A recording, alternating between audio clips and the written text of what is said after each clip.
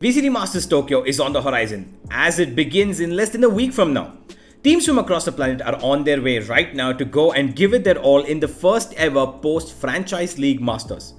The level of competition has significantly risen since the last Masters we saw, and given all the teams have had their time to settle in their squads across their regional seasons, this Masters is going to be an extraordinary one. Let's have a look at what we can expect. Firstly, the format itself. What a relief. We're finally going to get to see a double elimination bracket in the playoffs, which means that every team that makes it through now will at least get 2 chances to prove themselves, and this format allows us to watch more matchups that we've not seen yet.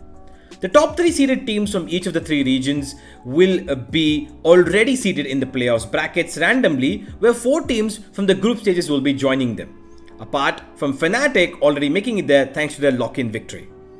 Let's see what's going on in the group stage though.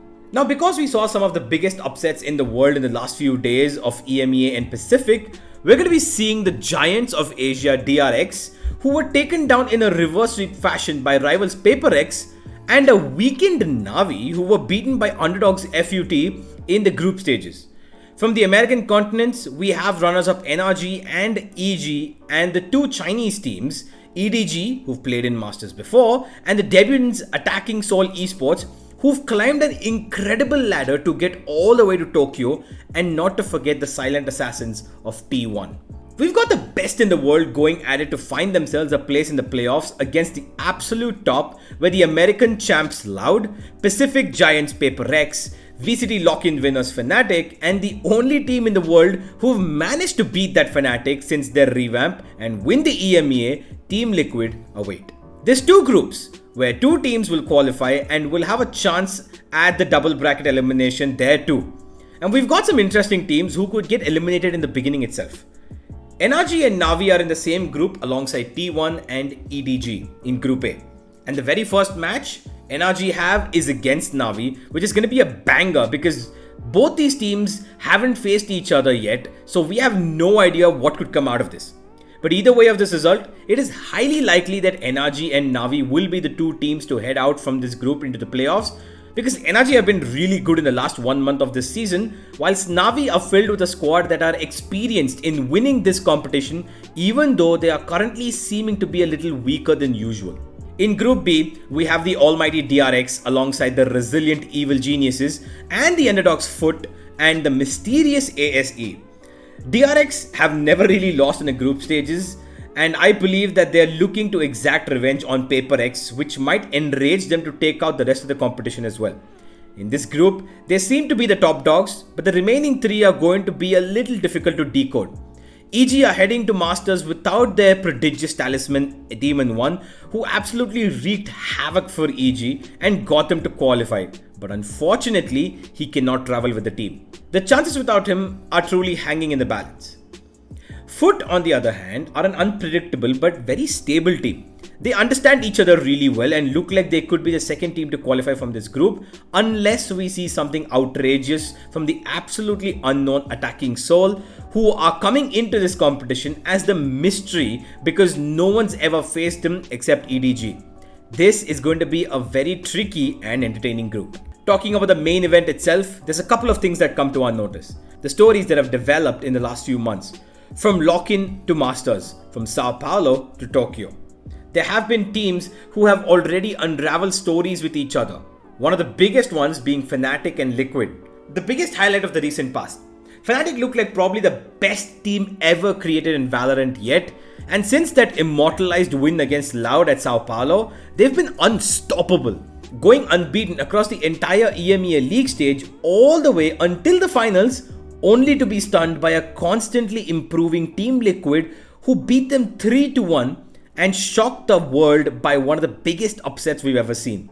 Everyone in the world who watches Valorant probably knew that Fnatic are going to win the EMEA League without any sort of trouble.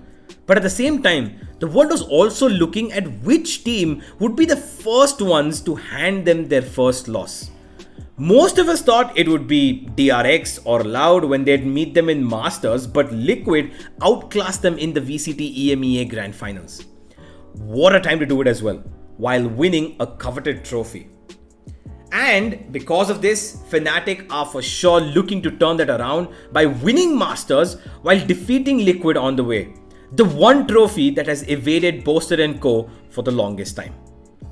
Way over on the East, PaperX absolutely stunned the entire world when they came back from being 2-0 down in the grand final against DRX to win the VCT Pacific League 3-2.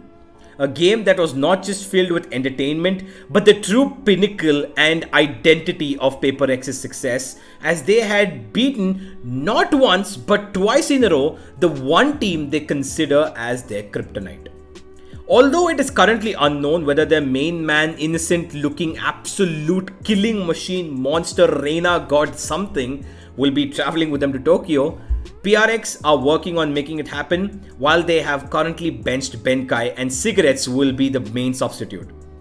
It might be a difficult trip to Tokyo if something doesn't make it, because DRX are currently bloodthirsty for revenge against their APAC rivals. The West have Loud representing them as their first seed, who are no strangers to international success. But they've never won Masters. This is the trophy that they will be eager to add to their collection after winning Champions 2022. But they've got a tail too. NRG, who did lose to them 3-0, have a core of a Masters winning Optic, and the ex-FPX talisman Ardis, who's also won this competition. They have the experience and are itching to have another crack at the Brazilians. There's stories from teams across the year that are coming together at one of the most highly competitive Masters yet. There's 11 previous winners of this competition coming back to it. Shao, Sugetsu, Nats, Crashies, Redgar, Victor, Ardis, Zipan, Angel, and the one and only two-time international title winner, Chronicle. The best IGLs of the world are coming for the Battle of the Minds. FNS, Sadak, Angel, Redgar. The absolutely cracked duelists are Durka, Aspas, Something, Jing, Buzz, Safe, Sire Player. This Masters has it all of them seemingly at their peaks. While most of the winners are spread across the EMEA and the Americas, the Pacific are yet to have a team touch an international trophy. Is this going to be their time? Are we going to have a repeat winner for the first time in Valorant history? Or are we going to see the continuation of a new rising champion? Valorant's infant yet rich history has given us multiple international winners across the last 3 years, and that's what makes it so exciting. A lot of games to watch, a lot of rivalries to unfold, and a whole lot of Valorant to play.